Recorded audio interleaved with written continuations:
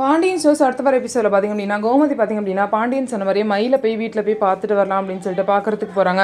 அப்போ கூட பார்த்திங்கன்னா பாண்டியனுக்கு கூப்பிட்றாங்க. இல்லை நான் வந்தால் சரியாக வராது, நீ போயிட்டு வான்னு சொல்லவும் கோமதி கூட துணைக்கி ராஜியையும் மீனாவையும் கூட்டிகிட்டு போகிறாங்க.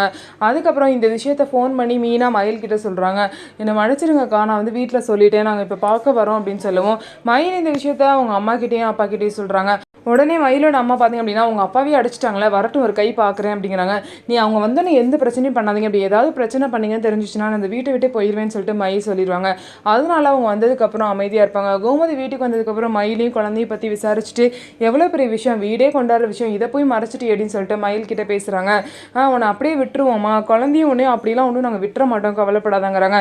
இவங்க ஒரு சைடு மயிலுக்கு ஆறுதலாக பேசிட்டு இருக்காங்க. இன்னொரு சைடு சரவணன் பார்த்திங்க அப்படின்னா மயிலை பற்றி குழந்தை பற்றி யோசிக்காமல் போய் அஞ்சலி கிட்ட கோவிலில் பேசிட்டு இருக்காங்க. திரும்ப இந்த மாதிரி உன்னை கைவிட மாட்டேன் அஞ்சலி, அந்த குழந்தை என்னோட குழந்தை தான், அந்த குழந்தைய ஏற்றுப்பேன் வளர்ப்பேன், ஆனால் மயிலை எந்த காரணம் கொண்டும் ஏற்றுக்கவே மாட்டேன் அப்படின்னு சொல்கிறாரு.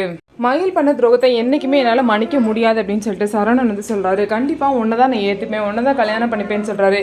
இதுக்கப்புறம் என்ன நடக்க போகுது, ஸோ அஞ்சலி கூட சரவணன் சேருவாரா இல்லை மயில் கூட சேருவாரா, என்ன நடக்க போகுதுன்னு சொல்லிட்டு வெயிட் பண்ணி பார்க்கலாம். நம்ம வீடியோ உங்களுக்கு பிடிச்சிருந்தா நம்ம வீடியோவை லைக் பண்ணிவிட்டு பாருங்கள்.